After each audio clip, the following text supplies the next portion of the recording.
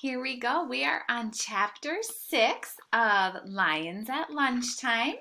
And yesterday we ended with them scaring off some hyenas. And then on the far side of the pond, it said something very big was coming out of the trees. So here we are with chapter 6 called Spick and Spam. I wonder what's coming out of the trees. Here we go. Be still, said Jack.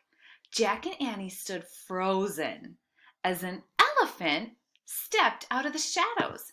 It waded into the pond and dipped its trunk into the water. Oh, wow, said Annie. Jack breathed a sigh of relief. An elephant wasn't going to chase them and eat them. Still, the elephant was huge. Let's sneak away, said Jack. Fine, but I want to watch, said Annie. Fine, said Jack. He was tired of Annie getting sidetracked. I'm going to solve the riddle by myself. I'll meet you back at the treehouse. He turned to go. A spray of water rained down on him. It came from behind. He shouted with surprise and looked back. The elephant trunk was pointed straight at Annie. Cool, she cried. It's given me a shower. Well, that's kind of cool, isn't it? The elephant sprayed her again, then again. The mud slowly rolled off her face, her braids, her t-shirt, her shorts, her legs, and her sneakers. I guess the elephant doesn't like dirty kids, said Annie, laughing. Her eyes were squeezed shut. Finally, she was clean and soaking wet. Now it's your turn, she said to Jack. Jack stepped forward and shut his eyes tight. A blast of water hit him. It did feel like a shower, a strong shower. When Jack was clean, the elephant let out a grunt. Then he started to splash himself with water. Thanks, said Annie. Yeah, thanks, said Jack. I'm spick and span now, said Annie. When the sun dries me off, I'll be like new. Good, said Jack. Now we can get serious. He picked up his heavy pack. We have to figure out the answer to the riddle so we can leave this place before we run into real trouble. He looked around nervously. Where are the lions, he wondered. A small bird flitted near his head. Hi, said Annie to the bird. Jack turned back to her.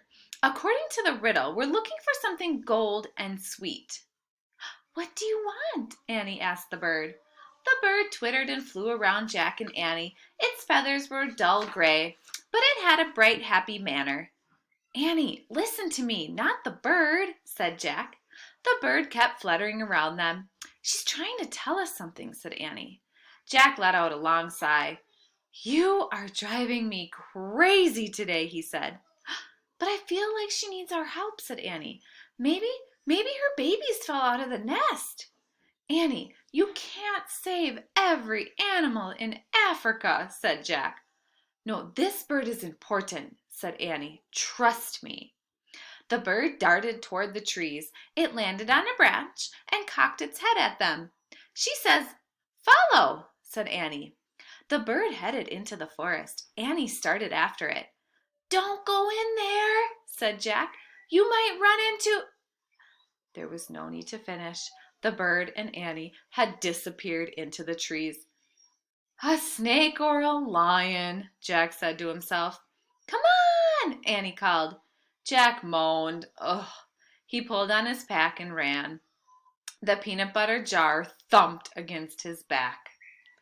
I wonder what they're going to run into in the trees. Tomorrow's chapter is called Hi There. I wonder if the little bird is going to lead them to something good or to something dangerous. What do you think? See you tomorrow, friends.